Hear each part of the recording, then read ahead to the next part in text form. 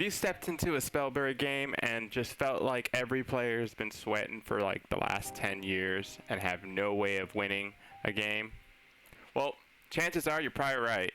Everybody that's playing Spellbreak has been sweating it for a very long time and feeling like monsters.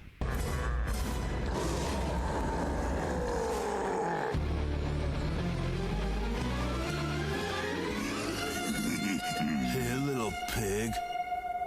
Boo. I wet myself. So what's going on, YouTube? It's your boy Desrex, and today is your Spellbreak training day. So where's the office, back at Division? Yeah, in the office, baby. Going out. So you just got Spellbreak. You have no idea what's going on. What do? So you start going to YouTube and you're looking for videos like this one to figure out how you get started and how you can be successful in the game. Or B, you have some really mean teammates that tell you to go get good and you're scouring YouTube and Google to figure out, well, how to get good. Either case, you're in the right place. So let's get started. All right, listen up. I'm about to give you some sound advice. This is probably the #1 advice I can give to anyone starting out Spellbreak or any actual first-person shooter or battle royale. And you ready? You listen up. You listening? You have to play the game. There's no golden like rule or ticket or anything that's gonna get you to go from 0 to hero in a minute. But you just gotta play. First off, you're playing games anyways to have fun. So hey, you're getting better and you're having fun. Unless you're getting tilted because you're getting clapped, and then, well, there's nothing you can do about that besides hit escape and go back to the main menu and rage for a minute and then start up the next match acting like nothing has never happened. So what can you do? You're here to learn, right? Cool. Well, you're also here to win some games, and if you're here to get better, that means you don't have to hear your teammates cry as they see you get destroyed and then exiled right after. Nothing's more heartbreaking than seeing your teammate go down, A, because they just suck, or B, because they go down in like the worst spot and now they're getting exiled because they're decided to go behind like a castle wall instead of being out in an open field so you could save them. But in the end, it breaks your heart no matter what. Stop! He's already dead. Let's talk about a few things that you can start doing right now. 1, like I said, the key thing is to play the game. But 2, also, is learning the classes, right? You need to learn the classes. So that doesn't mean picking your favorite one and just sticking to it until you hit level 18, because honestly, in my opinion, level 18 doesn't matter. And if you're watching this video and have no idea what I'm talking about for the level 18, don't worry about it. It's a long, long grind to get some triumph that you could have on a kill feed for your pleasure, I guess. All right, so you're here. What do you do now? What can I give you that you probably haven't already seen in another YouTube video? Well, probably nothing, but chances are somebody might have missed something, or maybe I might say something that might just bring you up a little bit in skill, just so you can edge off another kill and make it to that W circle. What's some of the biggest suggestions I can give so you can walk away from this video feeling like you learned something? A, like I said a minute ago, is play the class. Play the game. Right? Play a class that fits your play style. So if you're kind of a rogue type player, you're coming straight from World of Warcraft or any other type of game where you like to be stealthy going for the kill, you got Toxicologist. You want to sit back and throw some snipes, you got Frost. You want some of those high IQ shots with fire, you got Pyromancer. I mean, there's a lot of different types of classes, but the big thing is you want to play them all. You want to get familiar with each one. You want to get familiar with the weaknesses, right? As you play them, you learn their weaknesses, and that helps you later on down the road when you fight up against someone that's a Frost person or a Stone Shaper, how you could combat them so it's easier for you to, well, secure the kill. So let's take a look at some of the classes, and like I said, I had some suggestions on what to play, but we'll just briefly go over them. All right, you're in the game. You're in Spellbreak, you're ready to go, but you still feel like you have no idea what to do next. All right, so let's go over to play. Oops. All right, let's click on play. And here we go. We got some classes. We got 6 classes that you could choose from. You got Fire, Conduit, Stone Shaper, Frost, Toxicologist, and Wind. My suggestion is if you're just starting out in the game, start with Stone. Now hear me out, I know there's going to be a lot of old heads in here watching this video. They're going to say, oh, don't get people on the Stone hype. Like, it's a forgiving class. So I say start with Stone, get that to level 6, and then move on to other playstyles that you like. But one of the key things to do when you're starting out in this game is to level each class to 6. So you want to get these classes to level 6 because if you go over here to your talents, you unlock all these talents. So you got Mind, Body, and Spirit. None of these talents are going to make or break a player, but they are nice additives to a match. So for new players, I suggest really hitting each class and playing until you reach class rank 6.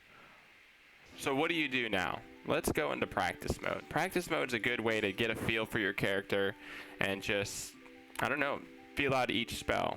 I know that in the beginning of the game there's a whole tutorial, but we all know how we go through tutorials in the beginning of a game that you just got. Click, click, click, click, click, click, click. It's cool. That's what happens. It's whatever. But do yourself a favor, come in here and look at all the different types of runes that you have available. Come on over here, get the best: legendary, amulet, belt, and boots. Now if you're looking to find out about information on the differences between common, uncommon, rare, epic, and legendary, just come in here and take a look. Alright, so in the beginning of a match, or if you're in practice mode, come on over, pick up a gauntlet. So we're doing stone, so let's pick up stone. And come on out and just practice. I suggest picking a tree, or just picking nothing but air and just run around and hit some spells. The reason why I say do this is just to get familiar. See how long the Stone Shaper's damage goes out for. See how the projectile speed for Fireball is. Just get a feel for it. So come out, hit the practice dummy. This is all, you know, rudimentary, basic stuff, but people don't realize that just coming in practice mode for like 10-15 minutes, picking a tree and just throwing some damage at it and moving around is just going to be helpful. Another thing is when you're in that pre-lit game lobby waiting for the match to start and it sounds like a hurricane is happening right here, just move on out, find somebody that's looking like they're not doing much but running around, and just follow them around the match and just hit them. Just hit them. Just keep them with spells over and over and over again. But anyways, let's continue. I'm telling you a lot of stuff that you probably already know, you've probably already seen in another video, but hey, I'm just going to reinforce it. Some of the best ways I think to get better in a game is watching streams, looking up YouTube videos, playing squads with random people, picking up some tips, join the community. The Spellbreak Discord channel is pretty good, but just playing honestly is so good. And when you got downtime and you can't play the game, like I said, watching a stream or a YouTube video, just you could see how people think about different situations and how they move in and out of fights. It really helps with development in the game. Oh, also, man, I love it when I see these guys, but when there's a ton of loot on the ground, this is just an extra tip for you. When there's a ton of loot in the ground, make sure that you're gonna loot. It's a priority, right? Like, you're going in, you're going out. Don't sit there and look at every lootable item and take forever, because chances are I'm gonna kill you. Wow! Baseball cards. I love baseball cards. Got 'em, need 'em, got 'em, need 'em, got 'em, need 'em, got 'em, got 'em, need 'em. And it happens often. If you're looting for too long, someone's gonna see you standing there looting, and then you're gonna get DF'd. And if you don't know what DF is, it's Dragonfire. It's either gonna come from you, your teammate, or the enemy. Chances are your teammate most often, but hey, there's a bunch of YouTube videos out there with the different spell combos and different types of ways of using the combos. So you should check them out. All right. So I've given you a lot of information that you probably already know, but how do you get good? How do you run around this game and feel like you're a game genie? Well, again, practice. But if you're on the computer or on the controller, go into these matches and do practice or pre-game lobby and keep practicing on aiming at people. If you're keyboard and mouse and you want to get your aim something a little bit better than a stormtrooper from a Star Wars movie, I can give you some suggestions.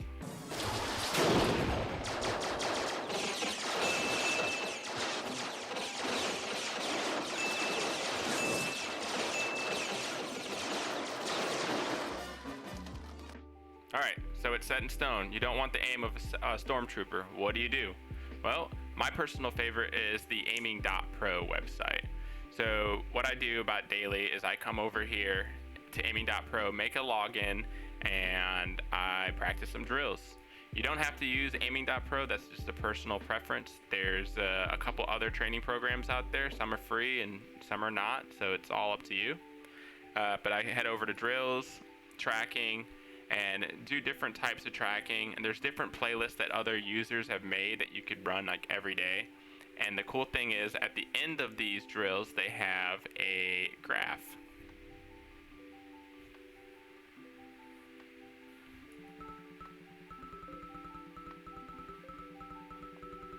At the end of the training, there's the results screen, right? So you can come through, take a look. I got a new record on this one. You can see where you place against other players that use this training, and you can get a performance data. So what I like to do when I'm playing these drill trainers is every day try to do a little bit better than the day before. And some days you may, some days you won't, but regardless, you're getting your aim better, and you'll start slowly seeing results after a couple of days. Honestly, just gotta stick to it, and you'll start seeing these results. Before you get started on aiming.pro or Kovacs or Aimtastic or any other the aim trainers out there, I highly suggest heading over to Kovacs FPS aim trainer, and they got a sensitivity matcher that you could download, and it'll take your in-game sensitivity for a Spellbreak and match it, and you could put it out for whatever type of aim trainer you want to use. There's a bunch of YouTube videos that explain how to do this. I can put a link down at the bottom, and you can click on it and see how to do it. But I highly suggest doing the sensitivity matcher first, and then start doing the training, because you'll be doing aim training based on your in-game sensitivity. Once you get that sensitivity matcher done for Kovacs, if you're going to use other softwares like Aimtastics or Aiming.pro, you could head on over to Mouth Sensitivity, and here there's some detailed instructions on how to convert sensitivity as well. Well, that's going to be about it for your Spellbreak training day. Hopefully you found it useful. If there's any key takeaway points you take out of this video, it'll be just play the game, have fun, play the game, and you'll start seeing improvements over time. So what are you doing? I'm in the middle of a video.